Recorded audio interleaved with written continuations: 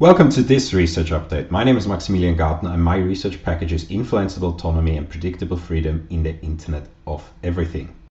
Consider that you're addicted to smoking. You're really craving a cigarette, but you want to stop smoking at this very moment. Now, that means you need to exercise your willpower in order to combat your addiction. But at the same time, your phone, the algorithm knows that you like to smoke. So maybe it shows you advertisements for tobacco shops close to you.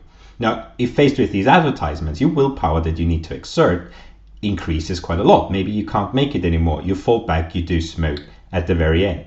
Does this mean that your action to smoke or not smoke was done less autonomous than it would have been without the intrusion of this technology? This seems relevant because we as humans like to think of ourselves as autonomous, but at the same time we are subject to a lot of imposed autonomy constraints, be they effective or not, especially at the hand of data-driven technology. This is not particularly a new insight. Indeed, scholars, academics, political stakeholders, or civil society organizations have all warned about the potential impact data-driven technology and algorithms and artificial intelligence can have on an individual's autonomy, even if it is sometimes left unclear what exactly this individual autonomy consists of. But ultimately, the consensus seems to be that there are risks that need mitigation, that need prevention, that need protection from when it comes to the interactions between humans and data-driven technology within the domain that within this video I'm going to call the Internet of Everything. As a logical extension of this thought, this also means that we clearly consider the concept or value of autonomy to be worth of protection, or something that in the domain of philosophy is sometimes called omni-relevant. Autonomy by itself just means self-government or self-rule, and there's different theories from the fields of philosophy and ethics, especially what it means to be autonomous. For the purpose of my research, I have decided to use a pragmatic account of autonomy. There's a theory in which there are three dimensions in which your autonomy is most likely to be constrained, and that is intrinsic autonomy, relational autonomy, and informational or transparency-related autonomy.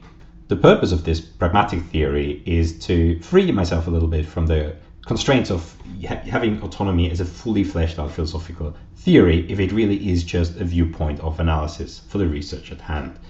The intrinsic autonomy dimension represents the school of structural autonomy theory, which means that your mental state's incongruence is what gives you autonomy. To give an example, if a highly effective advertising inserts a preference for a certain product into my thoughts, into my mental states, and I act upon that while this not being in congruence with my other preferences, then clearly my autonomy is diminished. Relational autonomy, on the other hand, is concerned with relations to other entities, to other agents, and to the environment. And we could divide this into factual, normative, and social constraints. If a credit scoring algorithm literally prevents me from taking out financing to buy a house, my autonomy is constrained, both with respect to perhaps buying the house, but also with respect to taking on financing at large.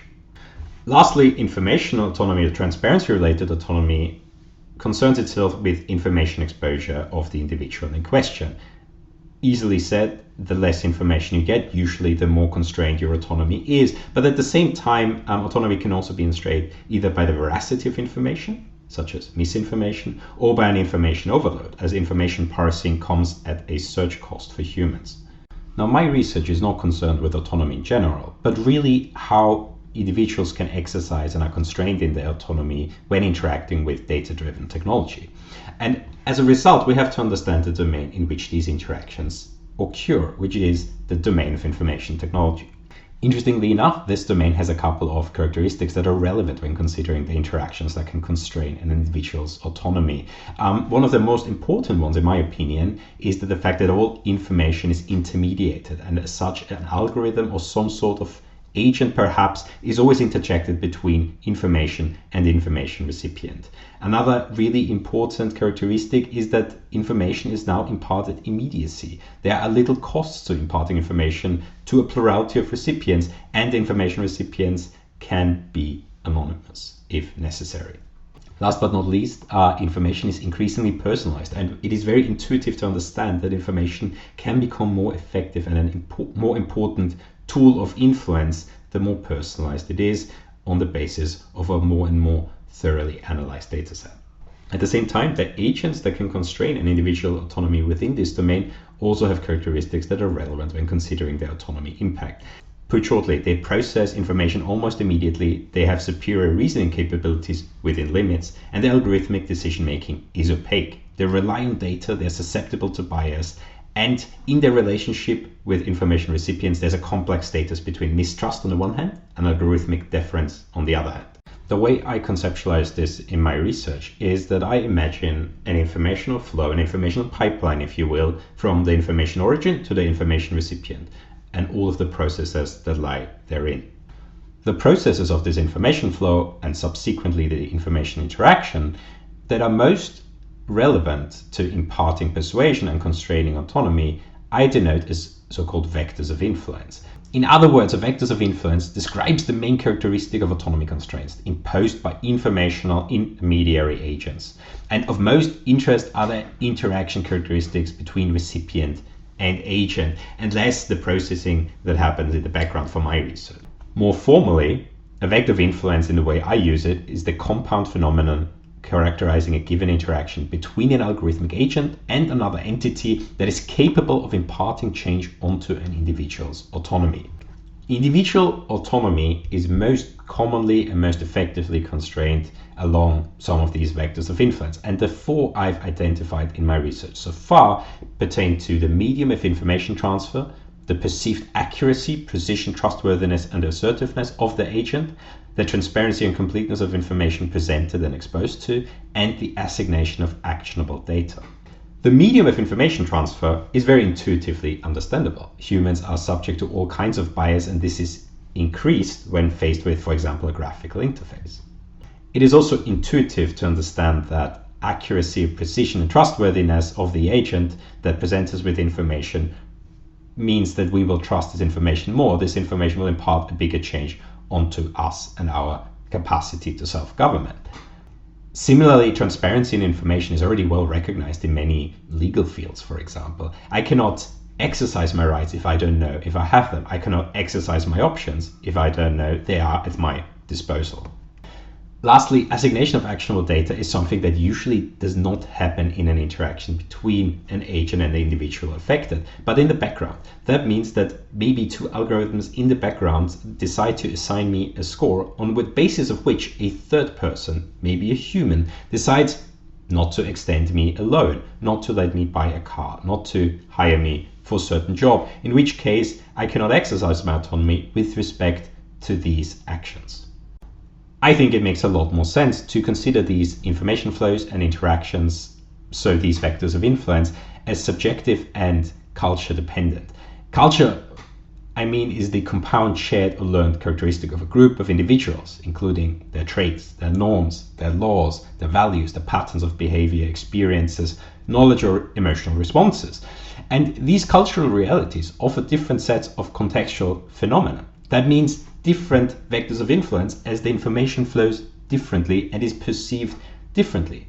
These cultural differences may depend on different use of technology. How prevalent is the technology? What is the digital literacy within a certain culture or subculture of it? Is the technology accepted? How do I consider myself as autonomous? Perhaps I do not ascribe to a predominantly Western-focused conception of autonomy. What was the timing and speed of introduction of the data-driven technology within this certain subculture? And is the culture just generally incompatible with technology as a whole? I believe all of this really plays a part into how to conceptualize these vectors of influence, and then as a result determine the effectiveness of them and determine the effectiveness of if autonomy is constrained on an individual embedded within that cultural context. Now, we have already seen that autonomy is clearly considered as something valuable and that its protection is seen to be important.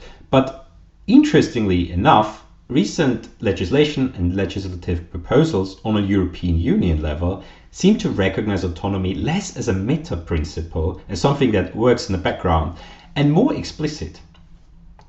Indeed, the Digital Service Act, just having been accepted yesterday by the European Parliament, includes explicit references to an individual's autonomy, and the same is true for the Data Act proposal introduced by the European Commission a couple of months ago. What is noteworthy within this context is that even though autonomy is now explicitly referenced to and perhaps protected within European Union legislation, first, autonomy protection is inherent to the law and is not just dependent on these new legislation. However, it is now explicit, and that signals a much more aggressive posture of the legislators to protect individual autonomy.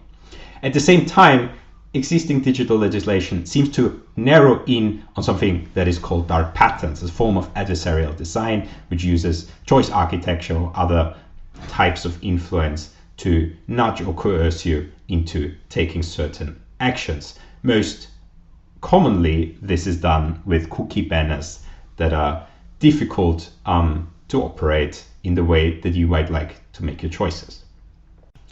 To summarize, the digital domain, something that in my research group we call Internet of Everything, is home to powerful autonomy constraints. These are the agents we've talked about due to both of their characteristics, that is the domain characteristic and the agent characteristic. Second, these IoE agents constrain autonomy in particular in three different dimensions: intrinsic, relational, and informational dimensions. Third, the major autonomy relevant interaction characteristics that are the vectors of influence are the medium of information transfer, the perceived veracity, accuracy, trustworthiness, and assertiveness of the agent, transparency and completeness of information, and the assignation of actionable data by the agent. Fourth, these vectors of influence are subjective and culture specific, and that makes them much more useful to analyze these interactions. Fifth, due to all of the above, considerations of autonomy constraints in the digital domain is an important part of platform governance, and it is being increasingly recognized as such, not just as a general precept or tenet of law, but very specifically in the European data laws. And lastly, legislation is increasingly sensitive to intrinsic autonomy constraints, such as dark patterns. And I would project that dark patterns and adversarial design will remain the main focus of autonomy protective legislation in the years to come. This, of course, is just an overview over the research I'm doing and I have been doing over the last years.